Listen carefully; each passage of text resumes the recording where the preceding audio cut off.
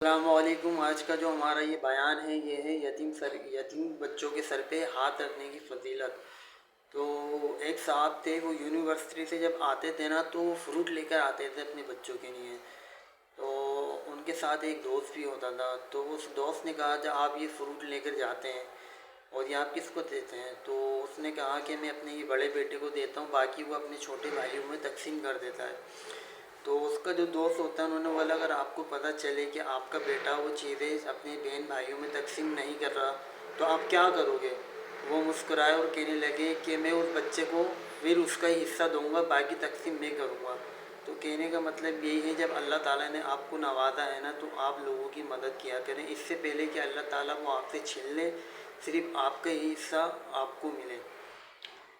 بہت اچھی جو ہے لوگ جو ہیں بہت پریشان ہیں، آپ کو پتہ ہے کہ جس طریقے سے خاص طور پاکستان کے جو حالات ہیں، پاکستان کے حالات بہت اچھے ہیں مگر پاکستان کو چلانے والے اچھے نہیں ہیں۔ تو شروع کرتے ہیں اللہ کے نام سے جو بڑا ہی مہربان نہایت رحم کرنے والا ہے۔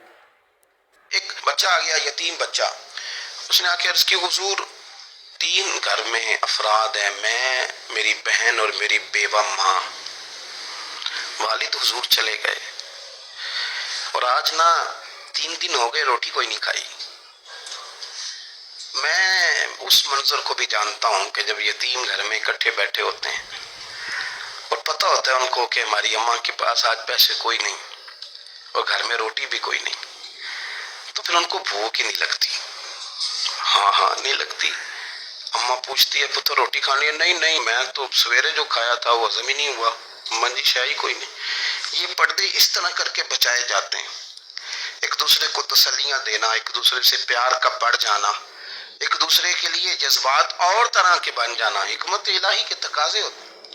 یا رسول اللہ صلی اللہ تعالی علیہ وسلم، بیوہ ماں ہے، یتیم بہن ہے، 3 دن سے کھایا کچھ نہیں، قربان جائیں وہ گھر جہاں سے کائنات کھاتی ہے ساری۔ حضور نے فرمایا بلال جا نہ جا کے ساری ازواج مطہرات سے پوچھ گھر میں کیا ہے۔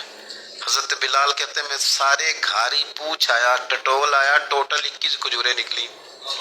یہ 2 جہاں کے شاہ ہیں اور پاس کچھ رکھتے نہیں، 2 جہاں کی نعمتیں ہیں، ان کے خالی ہاتھ میں حضور کے سارے گھر کو میں ڈھونڈ 21 کھجوریں نکلی تو لا کے میں نے پیش کر دی، تو حضور نے ڈائریکٹ اس کو نہیں دی، نبی پاک نے اپنے ہاتھ پہ رکھ لی اور کہتے ہیں پھر حضور نے نا اپنا منہ مبارک قریب کیا کھجوروں کے۔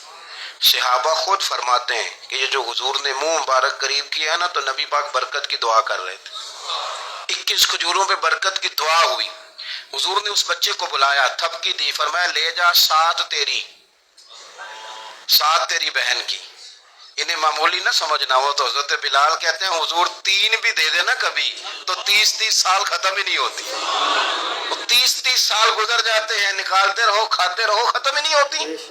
حضرت سیدنا ابو ہریرہ رضی اللہ تعالیٰ عنہ فرماتے ہیں حضور نے فرمایا 7 تیری، 7 تیری بہن کی، 7 تیری والدہ کی، اور 7 حضور نے اور بھی تلقین فرمائی، فرمایا ایک سویرے کھایا کرنا، ایک شام کو کھایا کرنا، لے جا۔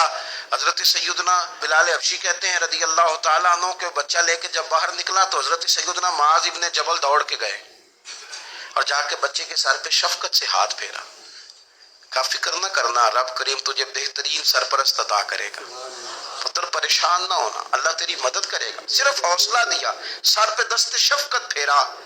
بچہ چلا گیا تو حضور نے فرمایا معاذ ادھر آؤ نا ذرا۔ یا رسول اللہ حکم ہو۔ فرمایا کس چیز نے تمہیں اٹھایا بچے کے سر پہ ہاتھ رکھنے کے لیے؟ کس نے تمہیں کہا؟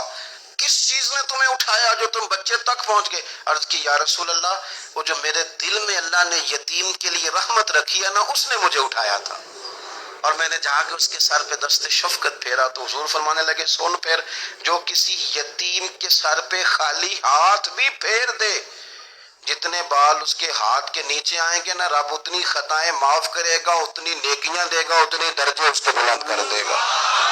خالی دست شفقت ہی پھیر دے، دینا دلانا تو بعد کی بات ہے، اس کا خیال رکھنا تو۔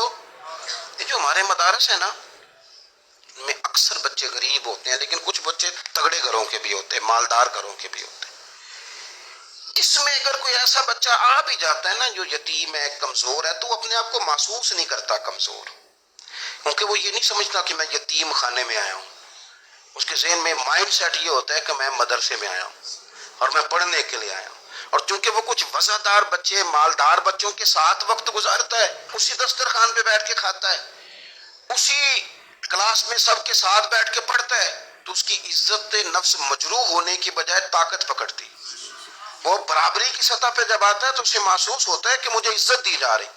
اس لیے مدارس اسلامیہ میری نظر سب سے مضبوط جگہ ہیں جہاں مساکین کی، یتیموں کی، غریبوں کی صحیح معنوں میں کفالت بھی ہوتی ہے، تعلیم بھی ہوتی ہے، عزت بھی ہوتی ہے، تربیت بھی ہوتی ہے.